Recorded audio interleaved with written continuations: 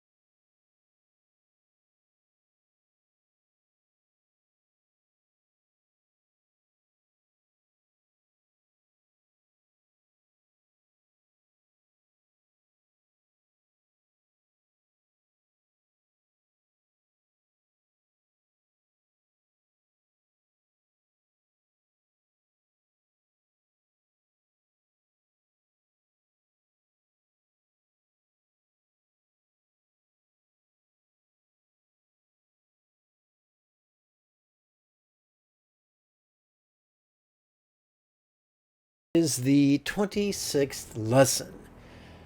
Now, clearly the first lesson material is much simpler than the 26th lesson material. However, it would be foolish for me not to design these classes, these live streams, to be friendly to first-time students. So, if this is your first time entering this live stream or watching this video, don't worry. I'm specifically taking pains to ensure that it is somewhat comprehensible.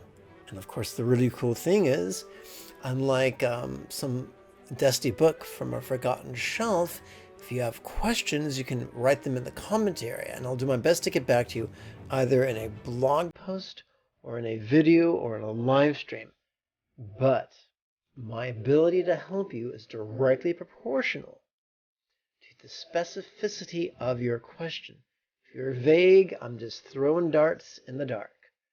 If you're super precise, hopefully I can be super helpful.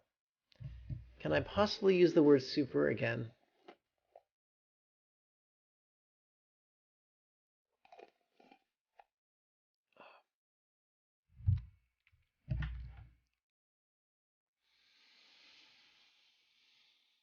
One of the really cool things about tonight's class is that we're dealing with cognition. Not with the suppression of thought, not with the banishment of thought, not with the ignoring of thought, but with working with thought, getting up to our elbows in our emotions and intentions and thoughts and memories and fantasies, and somehow using them to actually benefit us upon the Buddha's path of liberation. Tonight's practice is in 4 parts. The first part is the foundation. It's the cornerstone of all Buddhist tantric practices. It's based on the cornerstone of all the Buddhist practices of all the schools of Buddhism. And that is, dun dun dun, the 4 bases of mindfulness. So, I'm going to do my best to give you a very concise but useful summary of the Buddha's path to enlightenment. More than 25 centuries ago, in the northeast portion of India, in the kingdom of Shakya, the Prince Siddhartha was born. He spent many, many years living in the lap of luxury. He had a crisis, a dark night of the soul, and he recognized that he did not know how to deal with the slings and arrows that life throws at us, nor did anybody else, and he wanted to find a solution to that. He left home and became the monk Gautama, taking a name from his aunt's side of the family. Buddha isn't actually a name, it's a title. It means enlightened one. His first 2 teachers taught him various forms of concentration. They felt he mastered their systems and offered him a place to teach by their side as their peers, which was quite lovely. But Buddha was dissatisfied. But Gautama the monk was dissatisfied, and he felt there was more to discover. He retired to the forest for approximately 5 years, sometimes meditating with and sometimes meditating without 5 other yogis. During that time, he experimented with radical asceticism, and eventually, almost at the point of death, he came to the realization that asceticism was as impotent as debauchery, and that he needed to find, and that only a middle path could possibly be sustainable. One can infer from reading the corpus of the Buddha's teachings that he began to feel that way about concentration as well, for he formed his own style of meditation that could be described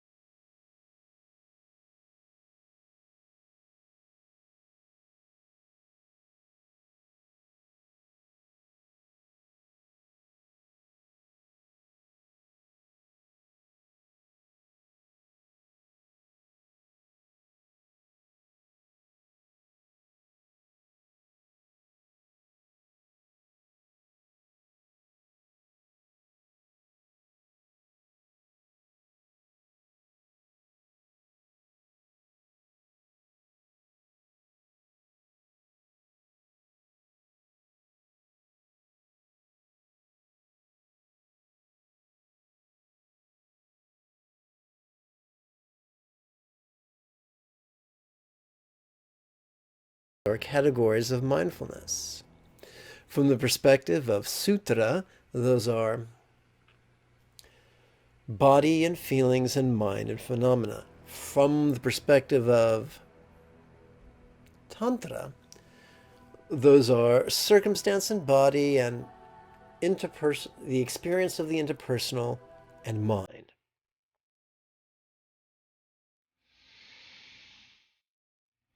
This tantric practice is basically sutra plus simile plus mantra. Why deal with simile? Why deal with figures of speech? Because the oldest parts of the human brain do not think in terms of language. language. They think in terms of raw sensory input. That is why figurative language can be so important. It may be vexing to our prefrontal cortex, but to the deepest parts of our brain, it is mother's milk. We're going to begin with a contemplation of circumstance. Now, there's a shit ton of words on this page. Allow me to be your guide. At the very top, we have the heading, which tells us basically what we're going to contemplate. We're going to bring circumstances into the path of the wisdom of letting go. On the left, in smaller font, we see two phrases, observant inhalation and relaxingly whisper. These function as a type of contemplative notation, not dissimilar from musical notation. By the way, this is not concentration. We do not concentrate upon our breath. That is a myth. However, we are mindful, and as such, we notice. We just tend to notice when our body's breathing in. And when we notice that, we will silently and mentally recite these 6 words, which I'll explain in greater depth in a minute. And when we notice our body's breathing out, we're going to whisper the 6-syllable mantra of enlightened activity 4 times per breath. The most important thing is not the perfect pronunciation of the mantra, but that we relax as best we can while we whisper. For that is the key to letting go. Now, you may have noticed I use the phrase silent and mental recitation. That's not verbal recitation. We're not reciting with our vocal cords or we're reciting with our mind. We're using our inner monologue. We are feeding words to our inner monologue the way a hungry vegan feeds pieces of fruit into a running blender to make a smoothie.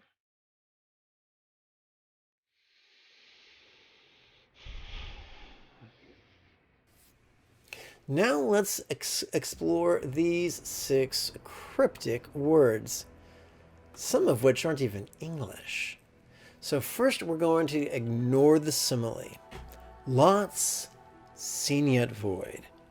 Huh? Lots is short for lot in life, which can be a synonym of circumstance. In contemplative notation, we always seek to use an economy of syllables. Why use 3 syllables when 1 will do? So lots, right here, means circumstance. So seen yet void. What's this mean, void? Voidness is a metaphor for non-graspability.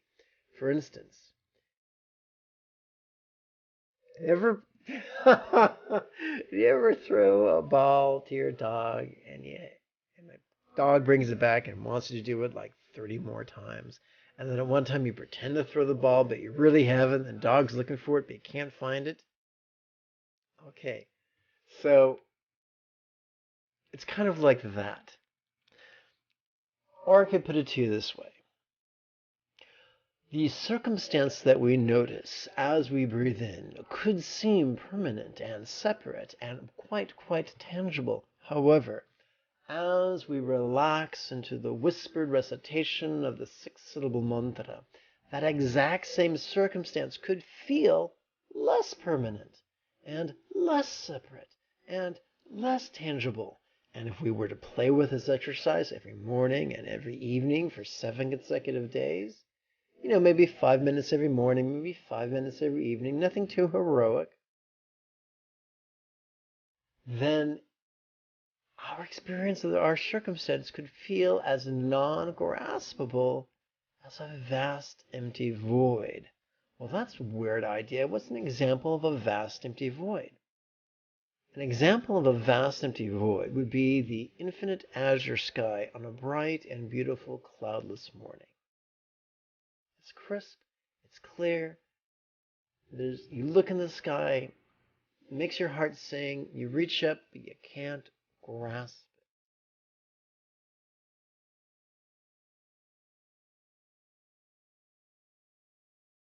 Contrary to the ravings of well-meaning but misguided scholars, one cannot think their way to nirvana, but one can feel their way there through the cunning use of awareness and relaxation. So just as a bird requires both its wings to ascend to the sky, we need both mindfulness and the wisdom of letting go to be fully functional, happy, well-adjusted adults. We are wired to notice during our inhalation. We are wired to let go and relax during our exhalation. And all the Buddha does is exploit this tendency that is latent within each of us.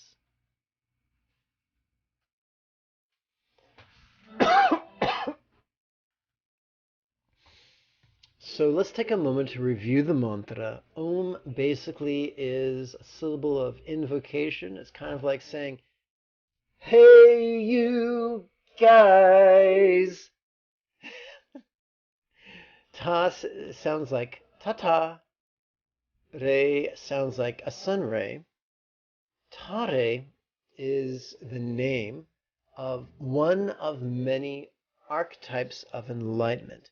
Tare is considered a female Buddha, and whether she was real or whether she's imaginary, she still serves as a very empowering archetype. And we will explore that more in a minute. Tom, which sounds like an informal way of saying Thomas, is her heart syllable, and we'll explain that in a minute. Soha is basically Sanskrit for may it be so. Kind of like Captain Picard on the bridge saying, make it so. So this could be translated as,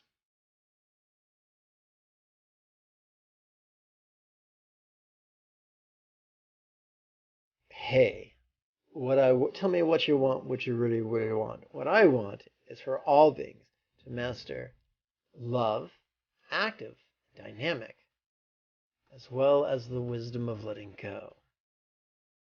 May it be so. So this is a thing written out. There's many different translations. That's how I translate it. I'm goofy that way. So, and by the way, the final syllable ha, that's the sound you make when I tell a joke. So, Om Tare Tamso Ha. Not a very challenging mantra. Our task is not to recite it perfectly. We are not going to intone it or sing it or chant it.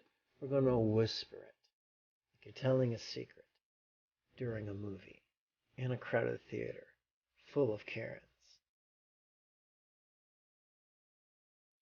On the left, we see tabulatory notation, which basically helps us not to lose count. Sure, we could use a mala, but malas can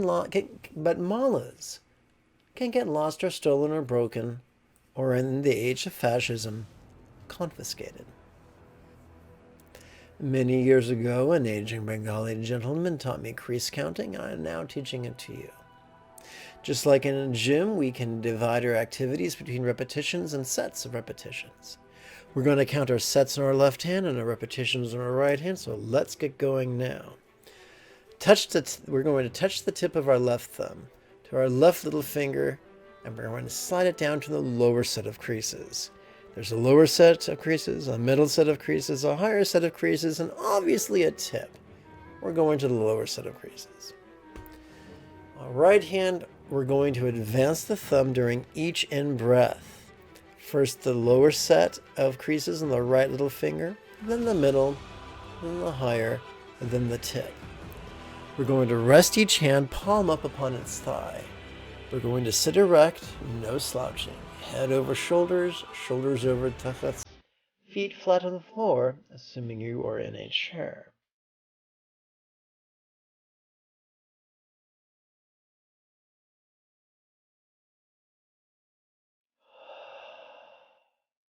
Now let's go back and look at this simile. Lots like vati, seen yet void. Well, what is a vati? Vati is a Sanskrit word that is literally translated as pure land.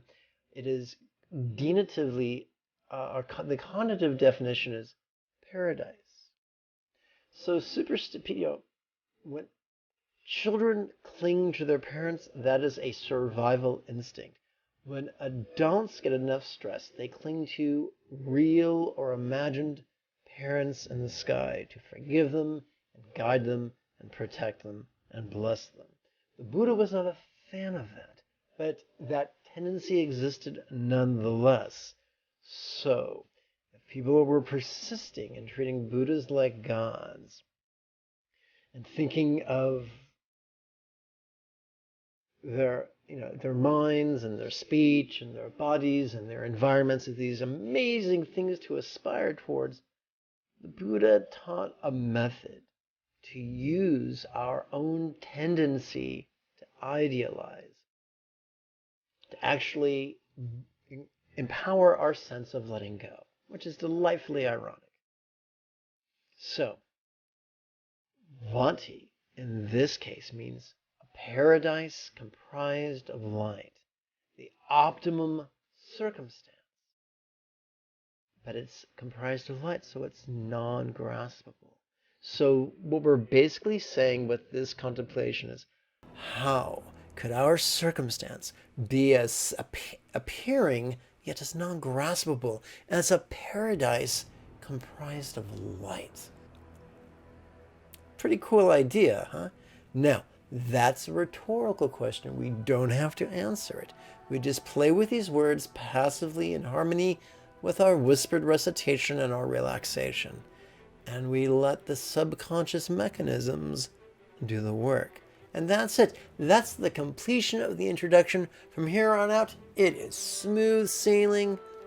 Woohoo! You did it, Mazel Tov. Okay, so let us now count upon the 3 sets of creases and tip of our right little finger. Lots like Vati, seen yet void.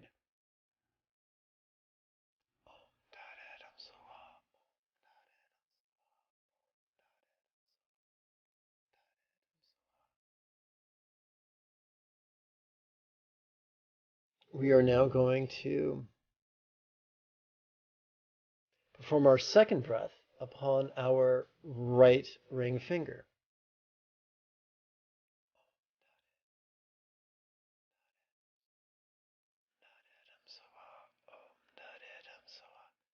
And now upon our right middle finger.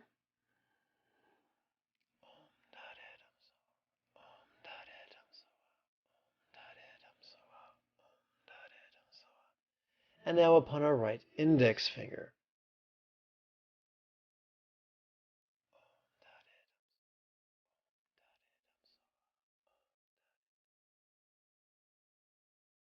And now we advance to the next base of mindfulness, our bodies. So when we read forms like tade, felt yet void, that's just a very concise way of asking, how could our bodies be as felt yet non-graspable as a Buddha's body of light? Now, before we do that, since we're starting our second set, we're going to advance our left thumb up our left little finger to the middle set of creases.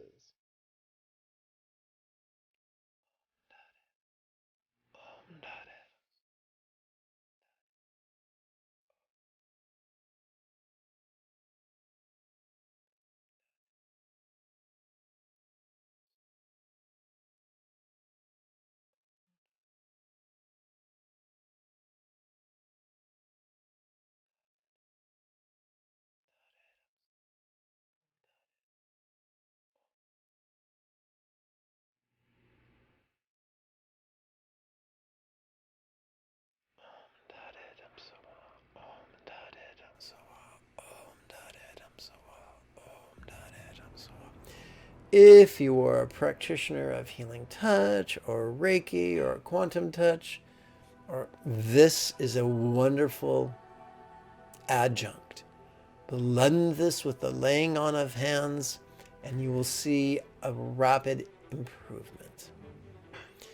If your friend or a loved one is ill and the doctor's done all they can, you can lay hands on them while performing these exercises, and in 15 to 30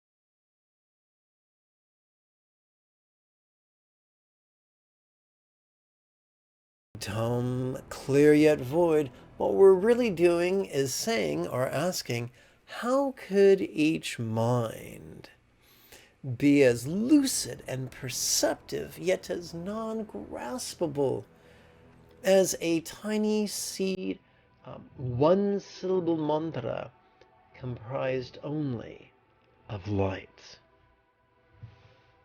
Let us begin on our right little finger.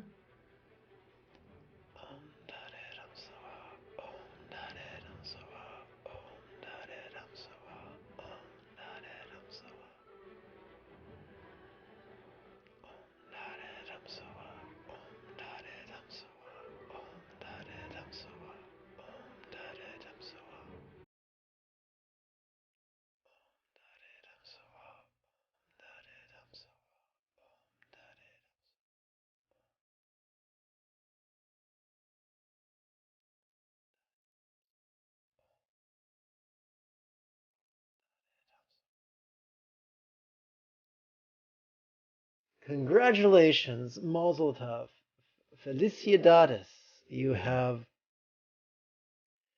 you've blended the four bases of mindfulness with the wisdom of letting go, with the mantra and the simile of tantra. You've laid a crucial foundation for the next object or the next section of tonight's practice. Tantra's 5 cognitions. L'chaim.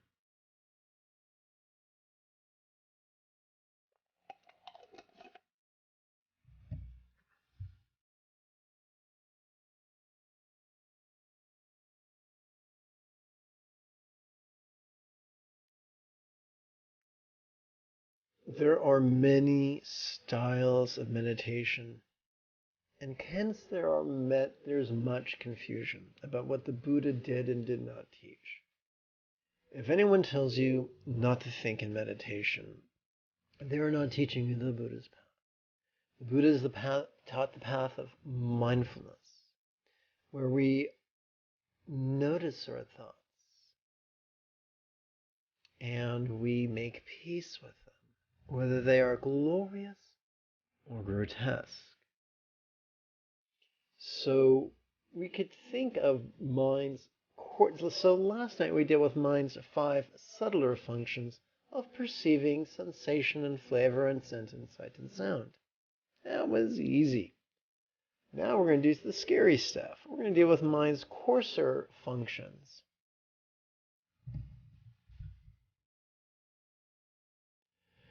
First thing we're going to do is deal with bringing emotion into the path of awareness and acquiescence, which is typically not our awareness to a response to emotion. Either we want to close our eyes and go, la, la, la, la, la, I'm not feeling that. Or we want to be rigidly shove some emotions away and reach for other emotions and hold on to other emotions, neither of which is acquiescence, which is just being at peace and letting some things come when they come and letting some things stay when they stay and letting some things go when they go, and just sitting back and, forgive the rhyme, enjoying the show. So the same basic architecture is at work. We are now playing with a rhetorical question, and remember, the purpose of a rhetorical question is not to actively puzzle something out like a great metaphysical Rubik's Cube. Au contraire. The purpose of a rhetorical question is to silently and mentally and passively and non-conceptually recite it in harmony with our breathing, and then relax as best we can while whispering the 6-syllable mantra of enlightened activity. If that is all you do, twice a day, every day, for 7 consecutive days, some good could come of it. But do not take my word for it. Put it to the test in the laboratory of your body and mind.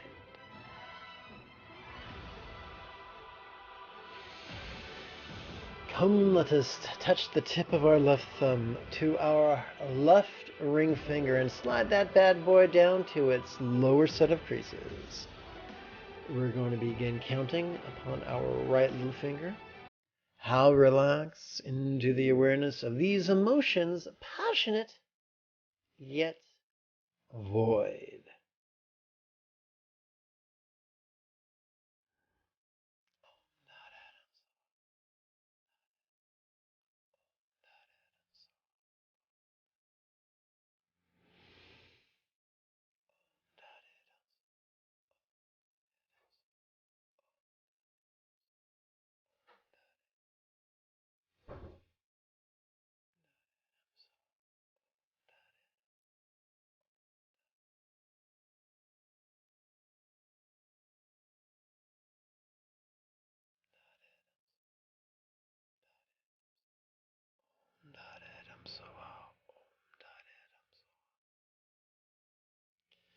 This brings us to our second of 5 contemplations.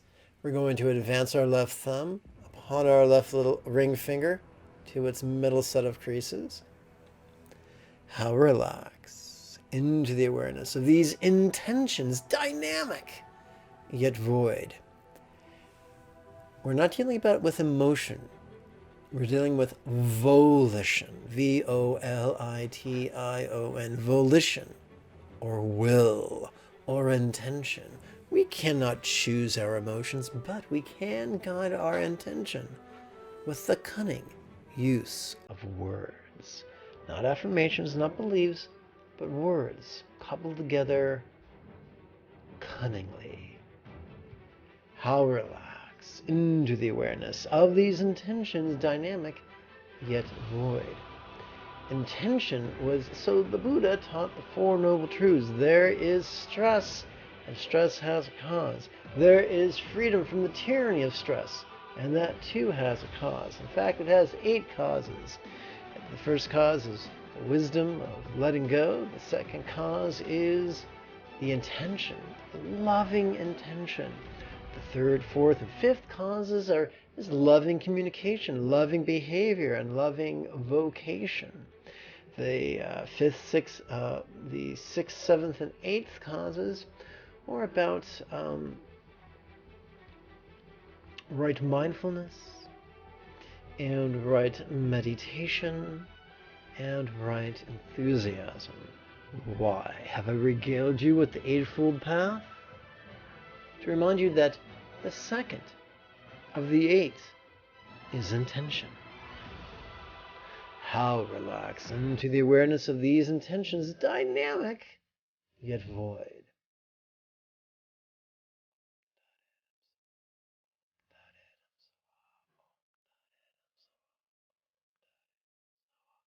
Oh, please relax as best you can into the whispered recitation of this 6-syllable mantra of Red Tate.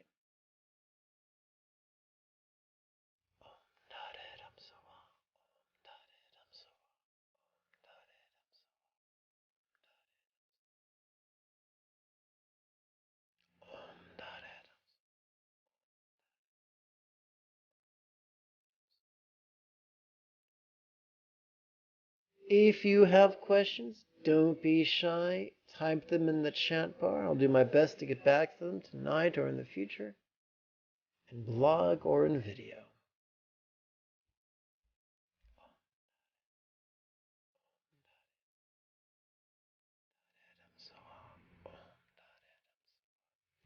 So I turn the page and I read the heading. Come, let us bring cognition into the path of awareness and acquiescence. Acquiescence means to flow like water. Hence, acqui, which means water-like. The rhetorical question that we shall play with is, how relax into the awareness of these thoughts, analytical yet void. And for my newcomer, I'll remind you that the word void is a metaphor for non-graspability.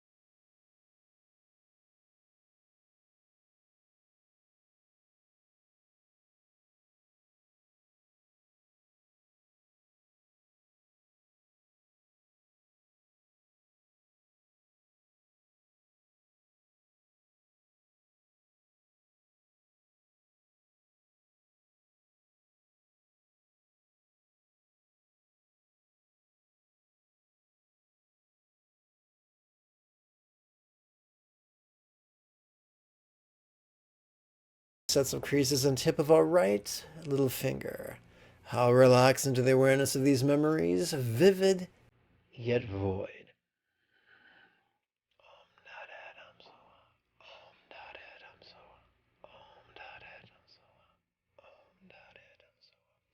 If someone suffering from PTSD was to practice this exercise while walking around their block for 20 or 40 or 60 minutes, they would weather their episode and actually experience at least a modicum of healing.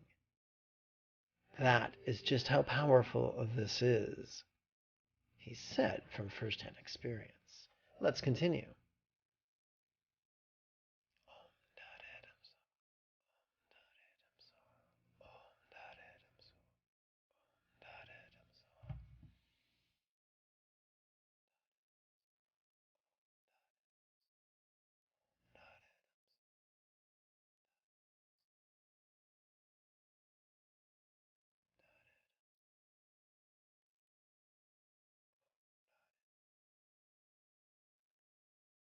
If you came late, don't fret. The entirety of this was recorded onto YouTube, and it'll be available right after class, and hopefully the edited, polished, cleaned up version will be available tomorrow morning. You know, the one with all the bells and whistles. Well, we've run out of left little finger, so now we're going to take that thumb and push it down the back of our left little finger until we come to the higher knuckle. Not the higher crease, but the higher knuckle. You know, like you were going to flick a burger. Burger. Trouble pronouncing that word. Okay. Or flick a paper football. You remember that when you play that in elementary school on rainy days? Okay. I think that was featured in the last, what's it called? The last Avengers movie? I'm not sure. Anyway, let us begin counting on our right little finger. How relax into the awareness of these fantasies, compelling yet void. So fantasy, whether it be idyllic, or dreadful, nightmarish, is just that, the work of our imagination, often involuntary. Our job is not to poo-poo it, nor indulge it, nor manipulate it. Our job is to notice it and let go of it. How relax into the awareness of these fantasies, compelling yet void.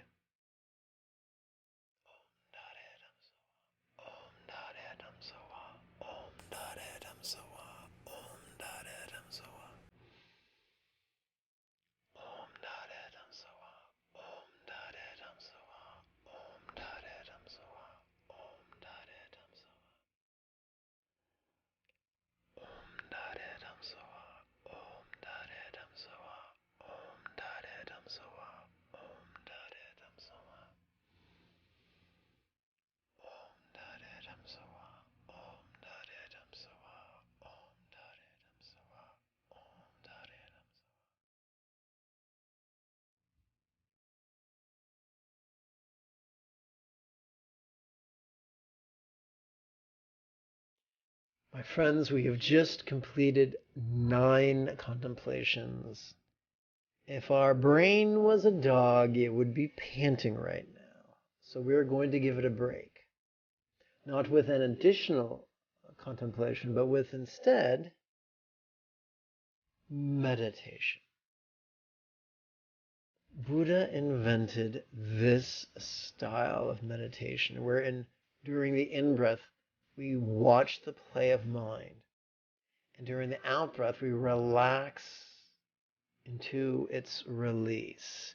That doesn't mean our mind stops experiencing what it experienced. It means we let go of it. This is known by many names. It is known as Zen and Shan and Sati Pasadi. It's known as Mahamudra, Ati Yoga, Mahasandhi, Traksho, and Dzogchen. And sometimes it's known as Myrtle, but we speak not of that night.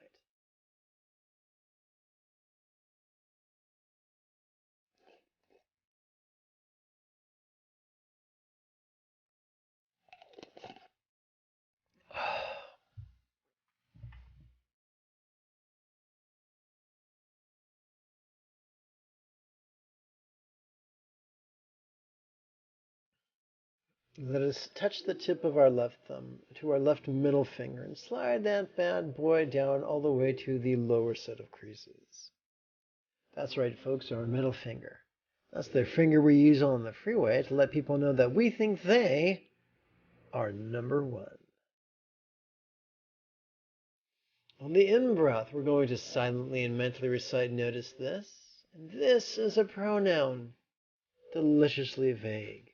It refers to whatever dances across our sphere of perception, whether that might be a sensation, or a flavor, or a scent, or a sight, or a sound, whether that be an emotion, or an intention, or a thought, or a memory, or a fantasy. Notice this relaxing. We are already wired by natural selection to relax in harmony with each out-breath. By silently and mentally reciting the word relaxing as we exhale, we are aligning our will with our factory installed wiring. Let's begin on our right little finger. Notice this. Relaxing. We do not control our experience. We're just a patron enjoying the movie at the theater.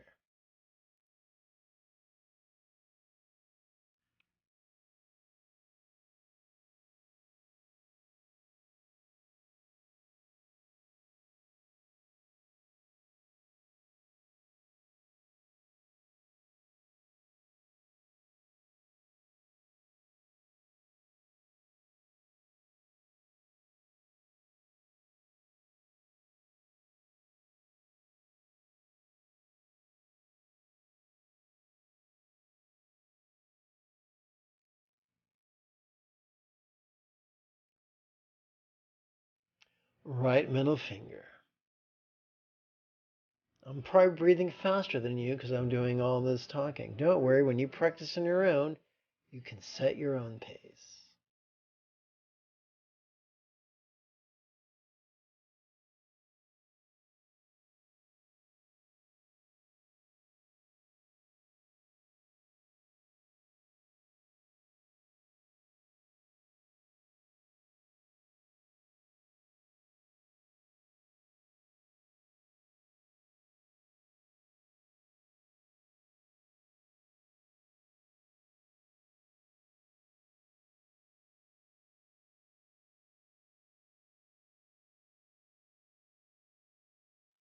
We're going to seal our practice with a remarkably concise love practice.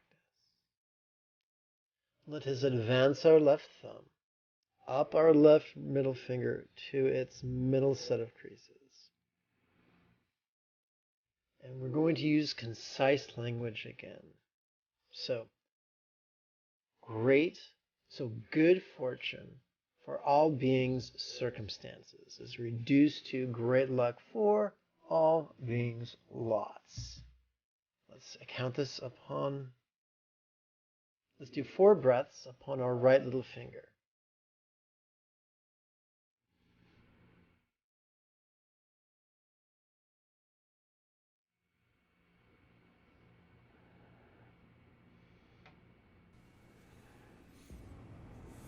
And of course, we are still wired to relax with every out-breath, even if the word isn't written there. And everything we do is orients itself around the 4 bases of mindfulness. Hours and lives are easily squandered going through huge, long wish lists. All human needs basically come down to the 4 bases of mindfulness.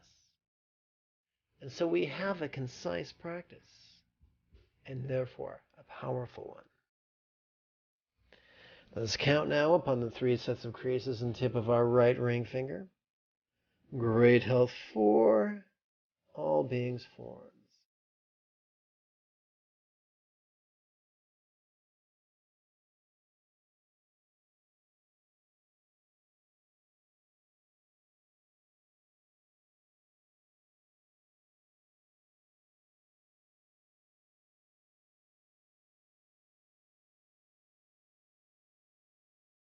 So let's repeat this one. During an age of pandemic, where many people across this nation, men and women, people with power and people without power, people with wealth and people without wealth, people with jobs and people without jobs, people with relationships and people without relationships, people with homes and people without homes, are suffering directly and indirectly from this pandemic. Let's recite this again.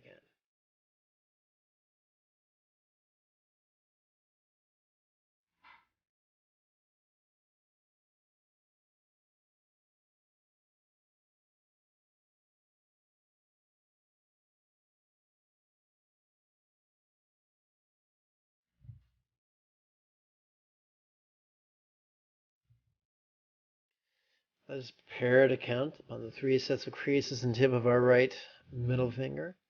Great peace for all beings' speech. We're wishing that everyone live, that all beings' experience of the interpersonal be harmonious. Great peace for all beings' speech.